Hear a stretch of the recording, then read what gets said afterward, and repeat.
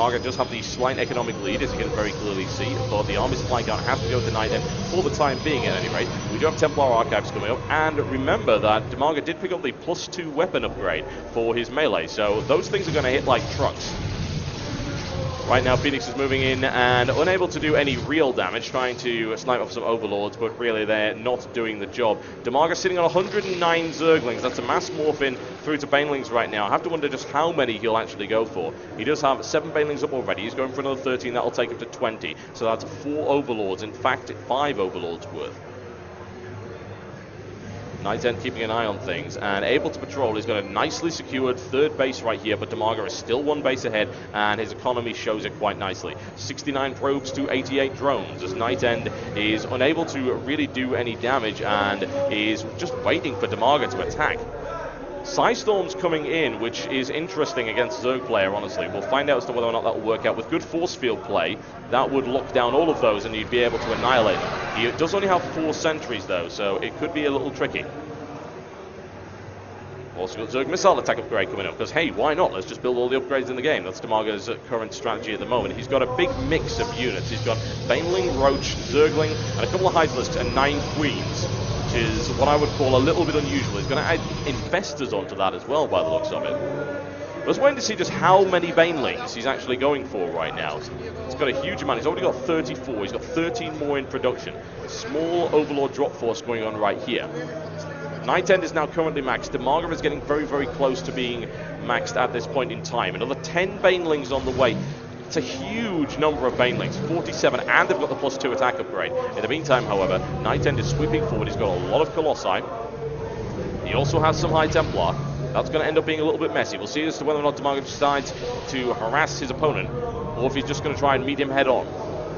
That is a lot of Banelings. That is 57, in fact, moving in right there. There's an ineffective Psystorm. He killed the statue, which is, of course, terrible. But still, he's actually moving through those Psystorms, which has already managed to pick off 1 Overlord. Good strategy right there. Retreating Psystorms from NightEnD, and Overlords obviously don't have a lot of maneuverability. That's going to make picking those off an awful lot easier.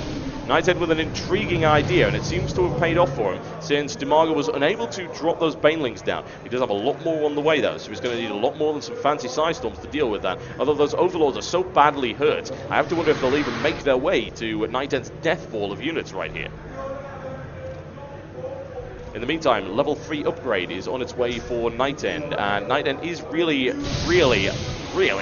behind, and the reason for that is, of course, Baneling dropped right there into his base and nailed down what was left of that. I mean, to be fair, there's not a lot left of that, so it wasn't a huge deal, but in the meantime, we see NightEnD pushing forward once again. That's a huge amount of Zerglings on the ground right there. Massive storms. He goes all the way through them and takes huge damage. Storms all over the place. Holy Christ, this is absurd. And NightEnD is able to deal with the first wave, but here come the Baneling bombs right now, spreading all over NightEnd's forces, breaking him very, very well indeed.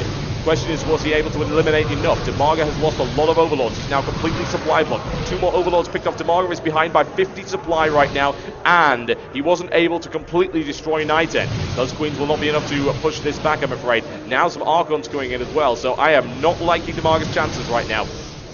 Quick transfuse action right there from those Queens. He does have more Banelings coming out, but he is massively supply blocked. He needs 5 more Overlords to get rolling again, and that's exactly what he's building. This base under grave threat, and the economic damage that was done to NightEnD didn't really matter all that much, because of course it was an empty base, and Zergling's charging in once again, and that to me seems like suicide. There's no way he's going to be able to break that. A quick blink storm going to protect those Colossi. Queen's able to do good damage against them. Bear in mind, Queens get a range increase against anything that's considered air, which includes Colossus, because they're very, very large, and NightEnD charging in once again with a force that could cripple Dimaga completely. 27 Roaches are on their way. That might be enough to stop the forces of NightEnD, although he does have 32 Stalkers, so I'm thinking probably not. That hatchery is toast. There's no real question about that. Dimaga's going to have to fall back to his 3rd base right here and consider expanding elsewhere. NightEnD has managed to take the gold base in the meantime as well, and it's extremely well defended. Dimaga, needless to say, not attacking right here. He doesn't have the unit count for it. He is going for high, but it is very, very late. And it's only 22 Roaches and 4 Banelings versus that, which, well, you can see the difference. NightEnD looking to see whether or not there's been an expansion up to the top of there, which obviously there has not. Dimaga GG's, as you might expect, ladies and gentlemen. After getting completely bled out there by NightEnD. Very nice play by him. Extremely nice.